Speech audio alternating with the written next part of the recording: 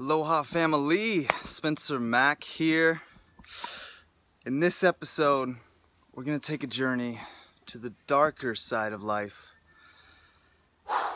And I have my confessions, I have my apologies and my plea for forgiveness in this video. And I may say it with a smile, but I am genuinely uncomfortable about this, as this past month, basically October, I was not on the protocol. I was not on the game. I stopped counting calories altogether. Now that I'm about 4 days back into consistent living, I'm actually in a state that I want to share and express it. And one thing, I feel a need to apologize. Maybe it's my own illusion, but I created this mission, one that I still wish to complete and will complete, and came to a space where I didn't care so much anymore to complete it. It lost its luster. I was no longer attracted to it and couldn't deal with the burden, the stress of life, and all the things that were going on, compounding my urge to break, to feed the addictions. And I've gained so much insight, so much clarity into it, and that's what brought me to this space. I want to express my apologies. I have not been on the mission. I've not been counting calories. In fact, I've been overindulging, and I'm about 8 pounds heavier than I was when I stopped counting calories. So, yeah, it's uncomfortable. And discomfort is what led me to those cravings and to acting on them. And I have a lot of insight on that I want to share. One thing, expressing the trials and the issues we're going through is a huge step, is just getting it out there. Having to explain it and break it down in order of steps in some kind of commonsensical sentence to share with another person makes us understand it more deeply. So expressing where you're at now honestly is a key to wellness and health, which is my ultimate goal. My ultimate goal is just to feel really good, to reach a high state that continually gets higher. I want to understand my nature. I want to understand who I am and to unfold my potential fully. And there was part of me that got lost in this experiment that I proposed, one that I'd been on for some time, to gain muscle while I'm restricting the calories, while I'm riding that fine line. And after a compounding of stressors, ultimately the issue was not like my body needs this food, because the food I was eating wasn't all that nutritious, but the compounding issue was one of psychology, of emotion, and being able to deal with that is really my primary interest. Because when you get really far into this intermittent fasting, into this dieting, into this life self-development, that's what you got to learn. Ultimately, it all comes down to the energies and the feelings that are driving our actions. And after what started as a few nights of not sleeping good, then that fed into some overeating that hurt my stomach. Oh, we got a chainsaw. Fantastic. See, life isn't always going to support you, but you got to stick with it anyways. You gotta decide decisively what it is you want and commit to it and stay focused on it, no matter the distractions that go on in your environment. No matter how much you want to just hit people with a camera. But they don't know, they don't understand. And that is actually extra resistance that gains you extra strength should you choose to continue to pursue your mission, continue to pursue the focus. And after I got tired, after I overindulged, after I wrecked myself in a few ways and wasn't sleeping consistently well for consistent nights, I lost sight of my vision, which is why I was so clear to share that last video with you guys. That vision, knowing where you want to go, knowing what you want, is key.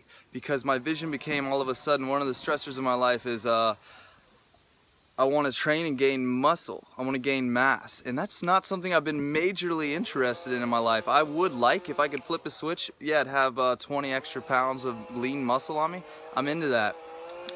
But when that's my main focus, to drive me past addictions and stressors, that's not strong enough. That vision, I don't care that much about it to actually have it help me pursue. this extremely difficult mission that requires more vigilance than anything I've ever been on. First of all, to ride that line is so difficult. It's not easy. It is the opposite of easy. It's consistent commitment and recommitment. And to add that stressor with training a whole lot, you're teaching kids up at a school, which is extremely educational, and a lot more stress and a lot more energy involved than I thought was going to be there. Maintaining your farm, maintaining your clients, maintaining all the other responsibilities that come with upkeeping property, all sorts of spontaneous things that all come, and they all seem to come at once. And you know what I've recognized? If I feed that thing, if I feed that addiction, it's a snowball. And it does not get easier. If you choose, all right, I'm just gonna do it once, saying no to the second time is gonna require a little bit more willpower. Perhaps, say you like to drink every once in a while, perhaps if you use the drink in a way, almost ceremonially, and sit with a person, or sit and write your intentions, your desires, your dreams, and use the energy of the substance to focus yourself in a beneficial direction, I could see that being a proper use of substances. But when you continually use it because it puts you in the state that you enjoy, you aren't going to come through on those realizations you have, and it's going to compound into more weakness. You're feeding weakness there. So I'm in the space of questioning whether even one is enough. And my personal addictions, luckily I've never been real heavy into alcohol. I used to be way into smoking herb all the time, like chronically, and that's not even a heavy addiction of mine these days, but a lot of my addictions are food related. Like, over the years I've slowly done something called progressive extremism, where you progressively take away pieces that are no longer contributing to your lifestyle. You progressively eliminate things that are not supporting your purpose, your drive, and you slowly take these things off and you cut them to where they're not a problem anymore. So I've almost got my issue down. I had it down, my issue now, the food that feeds me, that I will fall to when I was tired, when I am stressed out. What I would fall to is how I'd like to speak of it. As I'm about a whole 4 days in right now. Woo! Building a streak is very vital, by the way. Let me not get distracted. The thing that I would fall to is food, is tasty food, is what they would call highly palatable foods. The food industry has mastered the art of creating a concoction that is so delicious, it just releases so many good chemicals in your head. And you can just, hey, have some more, have some more, have some more. And it's cheap, it's easy to get, everybody can get it. I see most people go into health food stores and I'm like, that's actually the drugstore. You know what I'm saying? If you're walking out of there with something in a package that's already formulated, you're buying some kind of a drug that's probably a stimulant. It's not necessarily actually some nutrition you need. It's more of a form of like serotonin download. And probably because you're bored or you're stressed. Boredom is a huge one. As I'm learning with these kids, you got to keep them entertained, and we all have our own internal kid. And to be able to keep the game fluctuating and changing enough, but staying focused enough to actually progress is such an art of this paradox. See, I'm trying to rant on so many points, and I want to stay precise on my expression here. So that was my downfall. Mainly these things, Quest bars. Have you guys tried those? Fucking ridiculous. Tom Boulay, I love you. This guy, Tom Boulay, you gotta check him out. Oh, Bill-U. So sorry, Tom, please. Tom Bill-U, check him out on YouTube. He's got his own YouTube channel called Inside Quest. Masterful human there, and it just so happens that he has one of my favorite shows. He's one of my favorite people, and he created one of the things that I've been addicted to for quite some time. Especially after I got into the ketogenic diet, I started consuming Quest bars because they're low in sugar, they're still sweet, and it's like basically the cleanest kind of junk food you can buy at a store. And so that would be my splurge for a while. And so yeah, this video is an honest apology that I have not been on the game. Right now I am a shit experiment in the sense of maintaining under 1500. I said between 11 and 1500 calories, maintaining that, and training. I dropped training a lot through October. Been back at it for the last 2 weeks. And let me just say this, after falling off and getting back on so many times, I feel so much better right now psychologically. Just the way my body feels, my sleep, the thoughts I catch in my mind, I feel so much better just after a few days of fasting. And every time that I've come off of it, every time I get back on it, I'm always like, how did I get off of that? Why did I stop doing that? So a key for me I'm really finding is keeping the novelty going. I've got to be doing something new. I've got to be finding some kind of new challenge and switch it up while simultaneously, paradoxically, as all things are, maintaining a solid structure. That I live within these rules. Like, I just don't eat calories until the evening. And when I do that, I find life is just better. It's way more simple. My body responds beautifully and my mind is clear. So if there's some kind of craving, some kind of urge, I can't hit it with the food to dull it, because all you're doing is dulling these feelings that you're hitting, these fears that you want to express, that you want to pursue. And to help you kind of forget that, you'll just blur your vision out a little bit. You'll just consume a little more food. You'll just go watch a brain dead movie. You'll just, like, even cruise around on Facebook, YouTube. What are you actually searching for? If you're not intentionally looking for something, you're just wasting time. And we do that through drugs, smoke, alcohol, all of it. And so being more creative with the way that we spend our time, being more honest with what we want to do, and willing to pursue those things. Because oftentimes we come, especially after we've been on a cleanse for so long, we come to that edge where we're really clear on what we want to do, where we know we're about to break through that barrier and have that next level of power. And that's where we hit that fear. You're like, oh, I'm about to take on this, like, a serious role, this serious amount of responsibility. The kid in you will want to check out, you know, the teenager, whatever story's running in your head. Accountability is a huge one, and that's why I want accountability here, and I am expressing my honest experience, because having me know that I have a couple thousand people watching me in this experiment definitely added extra stress. And when I was falling out of it, I was uncomfortable about it, and I didn't want to admit it or talk about it. And that's deceptive, and that is not what I want. I want clarity and honest communication between all of us. And I love you if you do fall off. I love you no matter what you eat and choose to do, and I understand we're all doing our best based on the information we got. And I just want to be in clear communication and to have accountability by expressing your goals and your desires to somebody close to you or to the entire world through the internet is a powerful thing. When you start to have people there to give you feedback, to give you encouragement, and even if it's not encouraging, because there definitely are those extra stressors on the YouTube world, on Facebook. Well, actually not mainly on Facebook, but there are those people who just love to add to the stress to make it more difficult. And understand, here's good psychology that I have on those situations.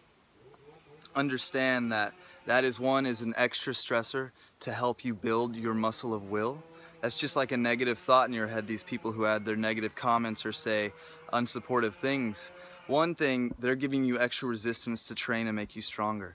They're developing your ability to direct your focus at those good thoughts in your head, those supportive people on your YouTube channel, and feed those by responding and interacting, communicating.